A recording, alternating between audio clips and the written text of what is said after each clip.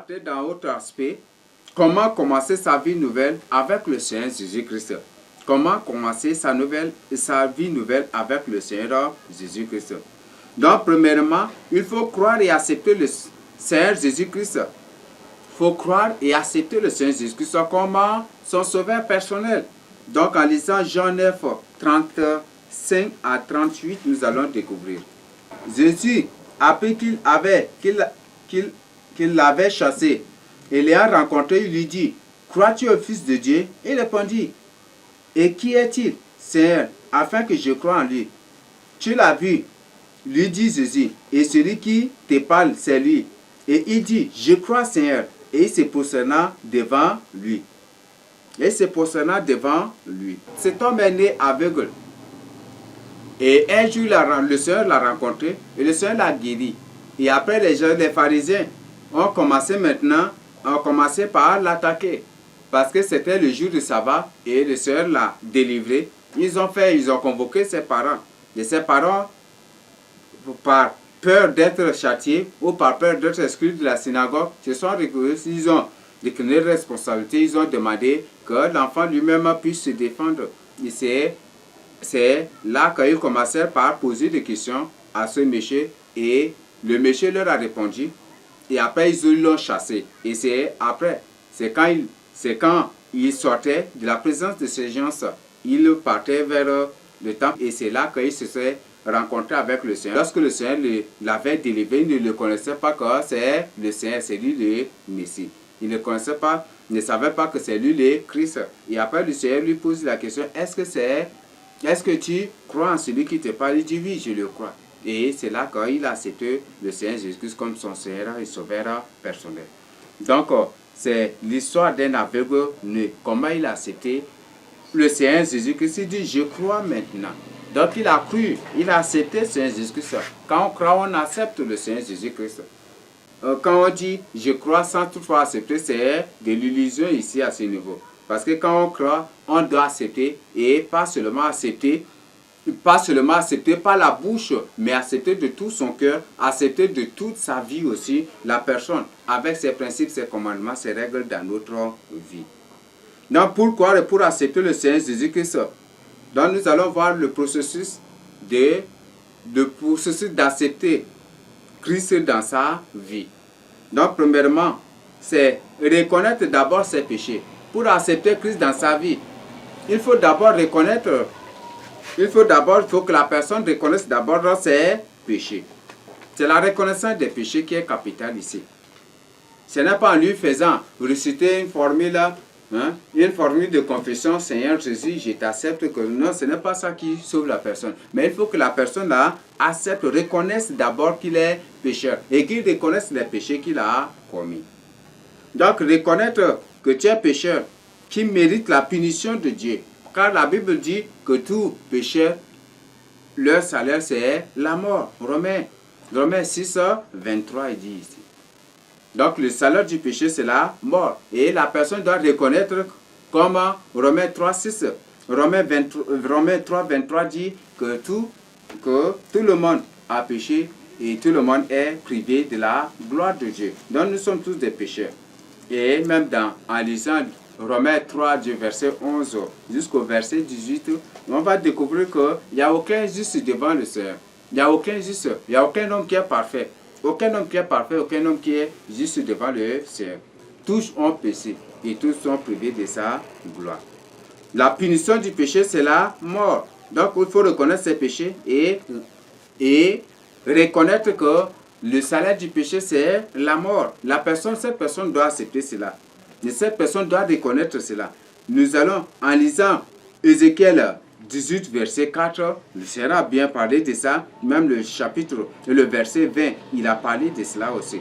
Car il dit, toute âme, l'âme qui pêche, c'est celle qui mourra. C'est ce que le Seigneur dit. Il y a deux sortes de morts. Donc, c'est ce que je voudrais d'abord nous avertir. Il y a deux sortes de morts. Il y a la mort physique et la mort spirituelle, ou la mort de l'âme. La mort de l'âme, c'est en enfer. La mort de l'âme, c'est l'enfer. Donc c'est le lieu de torture, de punition. Et il y a l'enfer, il y a l'étang de feu aussi. Il y a deux lieux. Il y a l'enfer et il y a l'étang de feu. L'étang de feu, c'est un lieu éternel et l'enfer, c'est un lieu provisoire. Donc, c'est ce que ces personnes doivent comprendre. Nous allons lire Apocalypse 21, 1 à 8. Nous allons découvrir aussi que nous allons découvrir l'effet de l'enfer et précisément le salaire de ceux qui seront précipités seront jetés dans l'étang de feu. Donc, nous devons accepter de venir au Seigneur Jésus-Christ. Nous devons reconnaître nos péchés pour les confesser et nous devons les abandonner. C'est ce qui est très important. Donc, pour découvrir la différence entre l'étang de feu et l'enfer, je crois qu'il y a un enseignement spécial que nous allons donner. Nous allons vous présenter sur l'enfer et l'étang de feu. C'est comme ça, ça va permettre à beaucoup de faire la différence, de comprendre la différence qui existe entre l'enfer et l'étang de feu. Et pour plus d'éclaircissement, pour ceux qui ont reçu les révélations intitulées L'enfer existe bel et bien, la deuxième série de révélations, ceux qui ont reçu ça peuvent eux-mêmes lire et ils vont comprendre tout cela. Donc, ce que Dieu dit, il est saint et tous ceux qui veulent être sauvés doivent mener une vie de sainteté. 1 Thessaloniciens 4, le verset 3, le verset 7 nous dit, et 1 Pierre 1, verset 15 à 16 nous dit la même chose. Donc ici, nous devons d'abord reconnaître nos péchés. Pour accepter Christ, il faut d'abord reconnaître tes péchés. Il faut confesser tes péchés. C'est là l'autre aspect, l'autre volet que nous allons découvrir. Donc il faut reconnaître tes péchés et il faut les confesser. Confesser ses péchés, reconnaître ses péchés. Je reconnais que j'ai commis des péchés. Je reconnais que j'ai commis tel acte. Je reconnais que j'ai vécu dans le péché. Je reconnais que je suis né dans le péché. Car Somme 51 nous dit précisément que nous sommes au 51 verset 7. Il dit clairement que nous sommes conçus dans le péché, nous sommes nés dans l'iniquité. Donc c'est ce que Somme 51 nous dit là. Et lisez tout le chapitre, vous allez découvrir aussi ce qui s'y trouve. Comment accepter Christ dans sa vie? Deuxième chose à faire, c'est croire en l'amour de Dieu et en Jésus-Christ. Il faut croire. Nous devons croire en l'amour de Dieu. Jean 3,16 nous dit que c'est par amour que Dieu nous a, que le Seigneur Jésus-Christ est venu pour mourir pour nous. Donc nous devons croire en lui. En lisant Romains 5, verset 8, nous allons découvrir l'amour de Dieu pour nous. 1 Jean 4, verset 9, nous allons découvrir aussi que l'amour de Christ pour nous. Donc nous devons accepter l'amour nous devons recevoir, croire en l'amour de Christ, l'accepter aussi. L'accepter et accepter Christ dans notre vie. Il y a Jean 3, verset 36, nous devons croire en cela aussi. Il y a Romains 10, 10 qui nous dit que c'est en croyant du cœur qu'on parvient à la justice.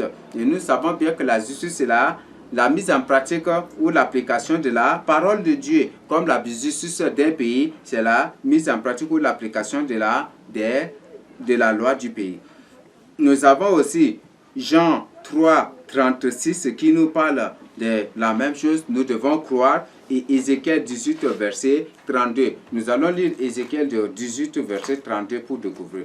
Car je ne désire pas la mort de celui qui meurt, dit le Seigneur éternel. Conversez-vous donc et vivez. Donc, Dieu ne désire pas notre mort. Dieu ne veut pas que nous mourions, mais il veut que nous venions à lui. Il veut que nous venions à lui pour être sauvés.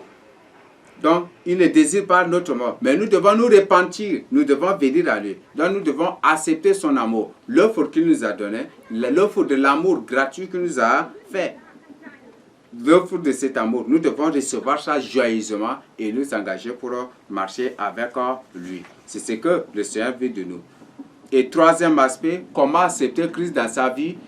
Nous avons vu que le premier, c'est de reconnaître ses péchés. Deuxième, c'est croire en l'amour, croire en l'amour de Dieu et en Jésus-Christ. Donc nous devons croire en Jésus-Christ. Et troisième des choses à faire, c'est confesser Christ comme son maître suprême. Confesser Christ comme son maître suprême. Romains 10, du verset 9 à 10 nous dit quoi? Nous lisons Romains 10, 9 à 10. Si tu confesses de ta bouche le Seigneur Jésus Et si tu crois dans ton cœur que Dieu l'a ressuscité des morts, tu seras sauvé. Car c'est en croyant du cœur qu'on parvient à la justice et c'est en confessant de la bouche qu'on parvient au salut. Selon ce que dit l'Écriture, quiconque croit en lui ne sera point confus. Quiconque croit en lui ne sera point confus. Le verset 13 dit, car quiconque invoquera le nom du Seigneur sera sauvé. Donc nous devons confesser Christ comme notre chef suprême. Si tu veux réellement accepter Christ, tu dois le confesser. Tu dois reconnaître tes péchés, les lui confesser, et tu dois croire en l'amour. Tu dois croire en l'amour du Seigneur Jésus-Christ, tu dois croire en l'amour de Dieu et tu dois confesser Christ comme ton maître suprême. C'est ce que la Bible nous recommande. Et la quatrième chose à faire, c'est confesser maintenant ses péchés. Confesser, parce que reconnaître ses péchés, tu ne peux pas reconnaître, mais il faut d'abord confesser. Donc la quatrième chose à faire, c'est confesser ses péchés et briser leurs liens. Briser les liens des péchés. Les liens générationnels, les liens parentaux, les liens ancestraux, les liens familiaux, tu dois briser tous ces liens de ta vie et confesser, tout en confessant ces péchés-là. Donc Proverbe 28, 13 dit, celui qui cache ses transgressions ne prospère point, mais celui qui les avoue et les délaisse obtient miséricorde. 1 Jean 1, verset 8 à 10 nous dit clairement, si tu dis que toi tu n'as jamais commis de péché, ou tu ne commets point de péché, ou tu ne commets pas de péché, tu es un menteur devant Dieu. Mais si nous confessons nos péchés et nos iniquités, il est juste et fidèle pour nous les pardonner. C'est ce que Dieu nous dit. Le verset dit que si nous disons que nous n'avons pas commis de péché ou nous n'avons pas de péché, nous sommes parfaits, saints, justes, nous sommes l'unique. La Bible dit que nous faisons Dieu menteur et la vérité n'est point en nous. Jacques 5, verset 16 nous dit nous recommande de confesser nos péchés les uns aux autres afin que nous puissions être guéris. Psaume 32, verset 5, où Psaume dit qu'il ne cache jamais ses transgressions à l'Éternel. Il les confesse. Psaume 51, verset 5, qui dit la même chose. Donc la confession de péché est capitale et c'est biblique aussi. Et pour d'ample information, pour plus d'éclaircissement, veuillez nous contacter ou veuillez suivre l'enseignement que nous avons mis à votre disposition sur la confession des péchés. Et vous allez tout découvrir là. La cinquième chose à faire, c'est accepter Christ comme son Seigneur et Sauveur personnel. Donc, c'est la phase où nous devons accepter Christ dans notre vie. Accepter Christ comme son Seigneur et son Sauveur personnel. Ici, cette phase consiste à accepter que le Seigneur Jésus-Christ prenne la direction ou la houlette de sa vie pour la conduire comme il le veut. C'est pour offrir ou dédier son corps, son âme, son esprit, sa volonté, ses sentiments, ses désirs, son cœur et tout son être entier au Seigneur Jésus-Christ afin de faire de toi le genre de personne qu'il désire, qu'il veut que tu sois. C'est là accepter Christ.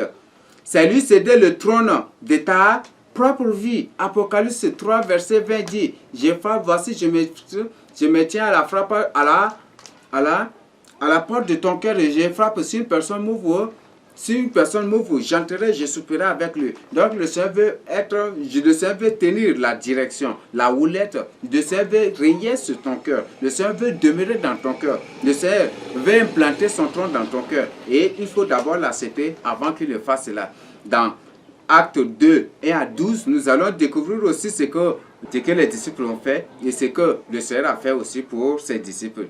C'est accepter que le Saint-Esprit nous conduise dans toute la plénitude de la voie ou de la volonté de Dieu. Romains 8, 14.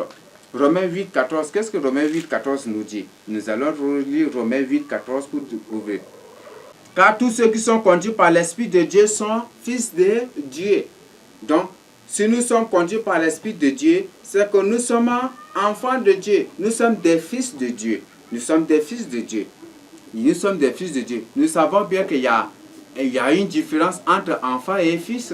Il y a un degré d'amour que les parents manifestent différemment pour l'enfant et pour un fils aussi. Donc Dieu dit que si nous sommes conduits par l'Esprit de Dieu, nous sommes fils de Dieu. C'est pour dire que Dieu nous chérit. Dieu nous chérit et il nous aime et demeure en nous et il fait tout ce que nous lui demandons. Accepter Christ ne consiste pas à réciter une formule diaboliquement rédigée ou dictée par une personne. Nulle part dans la Bible, une personne n'a prononcé ou récité une formule pour accepter le Seigneur Jésus-Christ. Étudiez le cas des actes.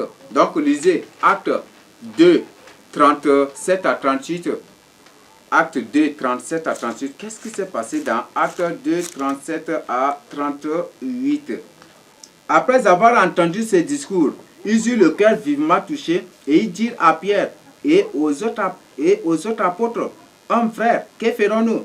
Pierre leur dit, repentez-vous, que chacun de vous soit baptisé au nom de Jésus-Christ pour le pardon de vos péchés et vous recevez le don du Saint-Esprit. Donc quand Pierre a annoncé, il a annoncé la bonne nouvelle.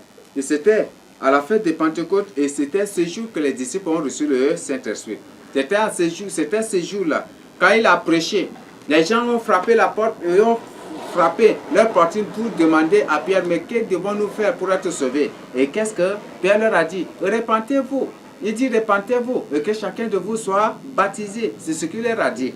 Donc il ne leur a pas dit, mais comme vous êtes là, de répéter cette formule-là après moi. Seigneur Jésus, je t'accepte maintenant. Pierre n'a pas dit cela. Donc le fait de rédiger une formule diabolique, une formule dogmatique, c'est anti-biblique. C'est anti-biblique et anti-parole de Dieu. Donc nous devons condamner de telles pratiques. Ce n'est pas en récitant une formule qu'on sera sauvé. Ce n'est pas en récitant une formule qu'on accepte le Seigneur Jésus-Christ. Accepter le Seigneur Jésus-Christ, c'est une décision personnelle. C'est une décision personnelle. L'Éthiopien, quand Philippe a annoncé la bonne nouvelle à l'Éthiopien, est-ce que à la fin, Philippe a dicté à l'Éthiopien, à l'unique Éthiopien de dire, voilà, maintenant est-ce que tu as déjà cru? Oui, j'ai déjà cru. Et est-ce qu'il lui a demandé de réciter cette formule-là? Ah, Seigneur Jésus, je s'accepte maintenant dans mon cœur. Je veux que tu... Non, il n'y a pas dicté cela. Il ne lui a pas imposé cela. L'unique lui-même, il dit, il a reconnu ses péchés, il dit, mais si je crois, qu'est-ce qui va m'empêcher d'être baptisé? Et Philippe lui dit, est-ce que tu crois cela? Il dit, oui, je crois. Et aussitôt, ils sont descendus dans l'eau où Philippe l'a baptisé. Donc, il n'y a pas une formule d'accepter Christ dans sa vie. Donc, en résumé, ce que nous devons retenir, accepter Christ, c'est lui confier la direction de notre vie. C'est lui laisser, lui céder la direction et la houlette de notre vie, afin que lui-même puisse diriger notre vie, afin que lui-même puisse nous transformer. Mais si nous disons que nous avons accepté Christ sans toutefois lui tout laisser, c'est pour nous mentons, nous nous trompons nous-mêmes. Et c'est pour dire que nous nous séduisons nous-mêmes aussi. Donc, accepter Christ, c'est demeurer dans sa parole, c'est lui laisser toutes choses, laisser tout entre les mains du Seigneur Jésus-Christ, laisser son corps, son âme, son esprit, sa conscience, sa volonté, ses pensées, tout son être entier entre les mains du Seigneur Jésus-Christ pour que lui-même puisse en tenir la houlette, la direction. Nous allons voir l'autre aspect en partie B, c'est être baptisé. Être baptisé.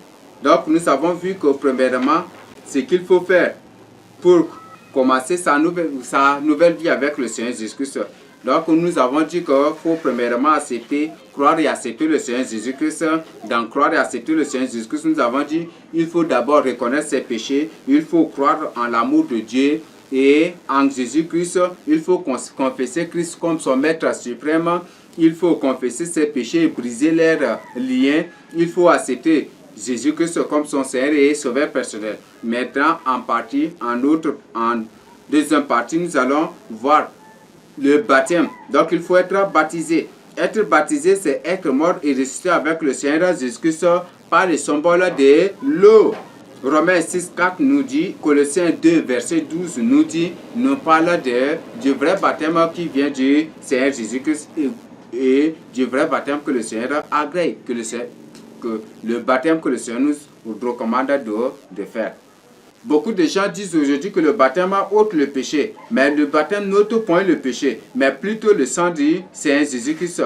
après la confession. Donc, ce que nous devons comprendre et ne nous séduisons point par ces gens, par ces faux raisonnements. Car beaucoup de sorciers disent que c'est seul par le baptême qu'on sera pardonné. Donc, ce sont des raisonnements, ce sont des enseignements anti-bibliques qui ne viennent même pas du Seigneur, mais c'est des enseignements des grands intellectuels.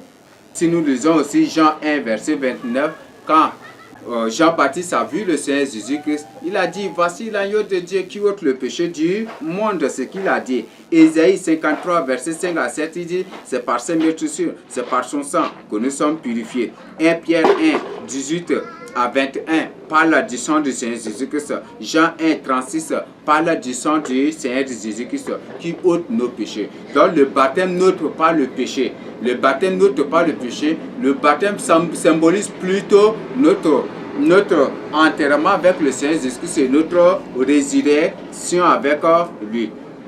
Il y a ce que je voudrais nous dire et nous avertir. Il y a des baptêmes que Dieu condamne car ils sont inspirés par des doctrines antichrist. Il y a des baptêmes que Dieu condamne. Et ces baptêmes viennent des doctrines de l'antichrist, des doctrines des rosicruciens, des francs-maçons, des agents de Satan. Ce sont des baptêmes lucifériens. Le baptême par aspersion, le baptême des enfants, c'est formes de baptême, Dieu condamne. Le baptême des morts, Dieu condamne. Le baptême des morts, le baptême par aspersion, tout ça, Dieu condamne. Donc, c'est ce que je voudrais nous avertir. Car il y a beaucoup de baptêmes, il y a beaucoup de formes de baptême que les gens font, mais l'unique, il n'y a qu'un seul baptême, et l'unique baptême que le Seigneur nous recommande, c'est le baptême par immersion, que le Seigneur nous a recommandé. Et pour avoir plus d'informations, veuillez aussi suivre l'enseignement que nous avons mis à votre disposition sur le baptême et vous allez y tout découvrir. Maintenant, nous allons aborder autre partie, c'est demeurer ou mettre en pratique la parole de Dieu. Quand on accepte le Seigneur Jésus-Christ, on doit mettre en pratique sa parole. Nous devons mettre en pratique sa parole. Donc, demeurer ou mettre en pratique la parole de Dieu. C'est ce que nous devons faire constamment, ce que nous devons faire quotidiennement. Les sorciers aujourd'hui, pour gagner des âmes à leur maître Satan, font croire aux gens que croire, accepter le Seigneur Jésus-Christ et être baptisé est la nouvelle naissance que le Seigneur a recommandée, en leur déclarant que Dieu ne voit que le cœur ou ne cherche que la foi. Non, Dieu ne voit pas seulement le cœur, Dieu ne cherche pas seulement la foi. La Bible dit dans Jacques 2, 18 à 20 et le verset 26, que la foi que tu as là, les démons en ont aussi. La croyance que tu as là, en Dieu, les démons aussi en ont. Mais ce qui nous diffère, c'est la mise en pratique de la parole de Dieu. Donc, ne dis pas que c'est Dieu, c'est la foi. Il faut croire que le Seigneur viendra et je serai enlevé parce que j'ai déjà cru en lui et j'ai cru en lui et que je suis déjà sauvé. Ce n'est pas ça qui va, ce n'est pas ça qui sauve. Donc, nous devons mettre plutôt sa parole en pratique, comme nous avons lu dans Matthieu, dans Jean 14, verset 15, verset 21 et le verset 23, comme lui-même nous a dit dans Jean 8, verset 51 aussi. Donc, si une personne dit que c'est la foi seulement que Dieu veut, c'est un agent de Satan, c'est un sorcier, ou c'est une personne. Peut-être ces gens organisent des conférences et le but de ces conférences c'est pour avoir de l'argent. Ces gens organisent des conférences, ils font des enregistrements visuels et le but c'est pour avoir de l'argent. Ce sont ces gens-là qui vendent des disques, vendent des CD, qui vendent ces choses-là par-ci par-là. C'est pour avoir de l'argent. Donc faisons vraiment attention et si nous fuyons à ces rosicruciens, à ces francs-maçons, à ces agents des Illuminati, si nous croyons à ces agents de Satan, nous qui allons regretter. Ce qui est fondamental après avoir accepté le Seigneur Jésus-Christ et le baptême, c'est mettre en pratique la parole de Dieu pour une nouvelle vie en Christ. Matthieu 28, 19 à 20. Qu'est-ce que Matthieu 28 nous dit? Allez faire de toutes les nations des disciples et les baptisant au nom du Père et du Saint-Esprit, et enseignez-leur à observer tout ce que je vous ai prescrit. Et voici, je suis avec vous tous les jours jusqu'à la fin du monde. C'est ce que le Seigneur Jésus a dit. Je suis avec vous jusqu'à la fin du monde. Je suis avec vous jusqu'à la fin du monde. Après avoir accepté Christ, nous devons être baptisés et le baptême doit être automatique. On dit, il y a certains même, c'est beaucoup de sorciers qui enseignent pour dire aux gens que faut, quand si tu acceptes le Seigneur Jésus-Christ aujourd'hui, il faut attendre 1 an, 2 ans avant d'être baptisé. Ça, ce sont des raisonnements diaboliques. Mais quand tu acceptes le Seigneur Jésus-Christ, tu dois être baptisé. Et après le baptême, qu'est-ce que le Seigneur a dit? Enseignez-leur à observer tout ce que je vous ai prescrit. Qu'est-ce qu'il nous a prescrit? Ce sont ses commandements, ses lois, ses ordonnances, ce qu'il nous a prescrit. Lisons Jean 5, verset 24, nous allons découvrir Jean 5, 24, qu'est-ce que le Seigneur a dit dans Jean 5, 24. En vérité, je vous le dis, celui qui écoute ma parole et qui croit à celui qui m'envoie, à la vie éternelle, et ne vient point en jugement, mais il est passé de la mort à la vie. Donc, si nous acceptons Christ, nous devons mettre en pratique sa parole. Jean 8, 51, Jean 14, avec les versets précédemment donnés, versets 15, 21, 23 à 24. Romains 2, 13, Dieu nous dit, qu'est-ce que la Bible dit? Ne vous bornez pas d'écouter la loi, mais mettez-la plutôt en pratique. Jacques 1, 22 aussi qui dit la même chose ici. Mettez en pratique la parole et ne vous bornez pas à l'écouter, en vous trompant vous-même par de faux raisonnements. Le grand problème, c'est le faux raisonnement. C'est de faux raisonnements. Quand on a sa licence, on a son doctorat, on devient maître de conférence, on a son professorat, on tient toujours des raisonnements. Ce sont des faux raisonnements.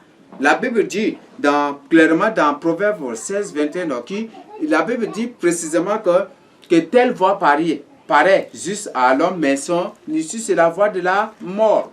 C'est la voie de la mort. Lisons Proverbe 16 pour découvrir la mise en garde qui nous est de ce qui nous a fait ici. Proverbe 16, 25. Proverbe 16, 25. Telle voie paraît droite à un homme, mais son issue, c'est la voie de la mort. Proverbe 14, 12 aussi nous dit quelque chose. Proverbe 14, verset 12 dit, telle voie paraît droite à un homme, mais son issue, c'est la voie de la mort. Donc, les gens tiennent des raisonnements intellectuels parce qu'ils ont effectué des études, des hautes études, et ils se voient au-dessus de Dieu, ils se voient même au-dessus de la parole de Dieu. Ils enseignent des hérésies, ils enseignent de n'importe quoi aux gens. Et ils disent que non, c'est la foi seulement. C'est la foi seulement. Non, ce n'est pas la foi. Ces gens qui organisent ces grandes conférences pour aller par-ci, par-là, le but d'abord de ces choses, c'est pour avoir de l'argent. La plupart de ces gens-là, leur but, c'est pour avoir de l'argent seulement. Le but est, beaucoup aussi, c'est pour montrer seulement aussi. Mais quand tu peux enseigner de grandes choses, mais si tu n'enseignes pas la vérité et qu'aucune âme n'est sauvée à travers ce que tu enseignes, tu n'as rien gagné, tu n'as rien fait encore devant le Seigneur. En lisant 1 Jean 3, 7 à 10, nous allons découvrir l'importance de la mise en pratique de la parole de Dieu ou la recommandation de la mise en pratique de la parole de Dieu. Matthieu 7, 21, le Seigneur a averti ici qu'en ces jours-là, les gens vous diront, Seigneur, Seigneur, Seigneur, n'avons-nous pas prophétisé en ton nom, n'avons-nous pas fait ceci en ton nom? Mais qu'est-ce que le Seigneur dit? Retirez-vous de moi. Pourquoi ces gens? Parce que ces gens n'ont pas fait la volonté de Dieu. Luc 6, 46 à 49. Lisons Luc 6, 46 à 49 pour découvrir. Pourquoi m'appelez-vous Seigneur, Seigneur, et ne faites-vous pas ce que je dis? Je vous montrerai à qui est semblable tout homme qui vient à moi, entend mes paroles et les met en pratique. Il est semblable à un homme qui bâtissait une maison à creuser profondément et a posé le fondement sur le roc. Une inondation est venue et le torrent s'est jeté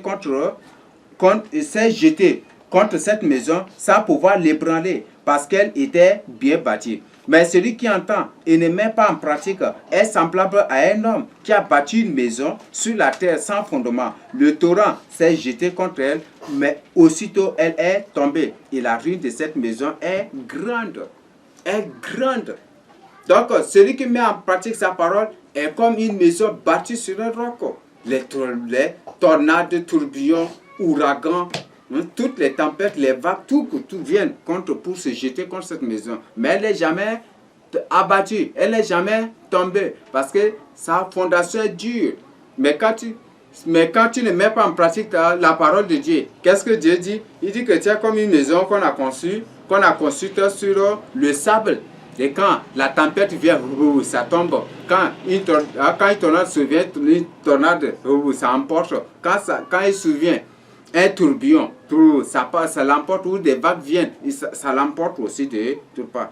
Donc, c'est ce que le Seigneur nous avertit ici. Nous devons mettre en pratique sa parole avec tous les versets bibliques que nous avons vus ici.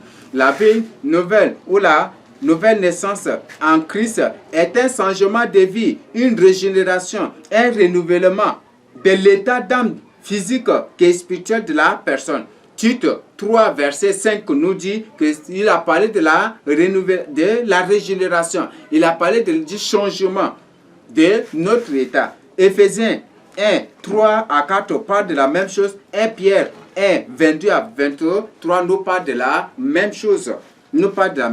Lisons Tite 3, 1 à 5 pour découvrir. Il nous a sauvés non à cause des œuvres de justice que nous aurions faites, mais selon sa miséricorde par le baptême de la régénération et le renouvellement du Saint-Esprit. Le renouvellement du Saint-Esprit. Donc nous sommes renouvelés. Ce renouvellement s'opère par l'action du Saint-Esprit. Nous avons Éphésiens 1, 3 à 4 qui parle de la même chose. 1 Pierre 1, 22 à 23. Nous allons lire 1 Pierre 1, 22 à 23. Qui par lui croyez en Dieu, lequel a ressuscité des morts et lui a donné la gloire, en sorte que votre foi et votre espérance reposent sur Dieu, ayant purifié vos âmes en obéissant à la vérité, pour avoir un amour fraternel sincère. Aimez-vous ardemment les uns les autres de tout votre cœur.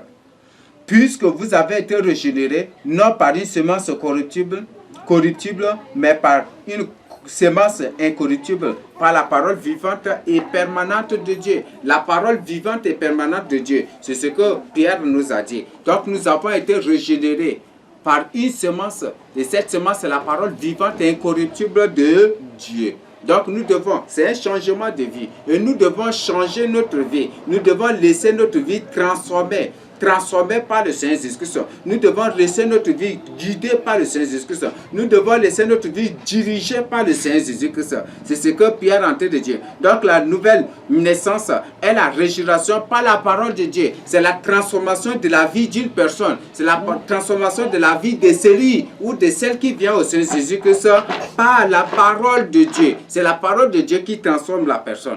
Donc c'est ce que Dieu nous avertit. Nous avons découvert ici avec les versets bibliques. Ce n'est pas des choses inventées, mais avec les versets bibliques. Le Seigneur nous dit, si vous m'aimez, gardez mes commandements. Nous venons de lire dans Luc 6 à 49 que celui qui met en pratique sa parole, c'est une personne. Cette personne est comparable à une maison bâtie sur des rocs. Et sa fondation est restée inébranlable, demeure inébranlable. Et quand survient une persécution ou quoi que ce soit, elle ne sera jamais renversée. Si survient même des intempéries, elle ne sera point renversée. Donc ici, nous devons demeurer dans la parole de Dieu. Nous devons mettre en pratique la parole de Dieu. Nous ne devons pas nous borner de l'écouter ou d'entendre tous les jours, mais nous devons plutôt la mettre en pratique et demeurer dans la parole de Dieu, accepter Christ, venir au Seigneur Jésus-Christ. C'est lui confier notre vie pour être transformé. C'est ça la nouvelle naissance, passer de l'état pécheresse à l'état de sanctification. Donc, c'est quitter l'état de péché pour venir à l'état de sanctification. D'une vie de sanctification quotidienne. C'est ce que Dieu nous a annoncé ici. Donc, c'est ce que je voudrais que nous puissions comprendre avant d'aborder d'autres parties.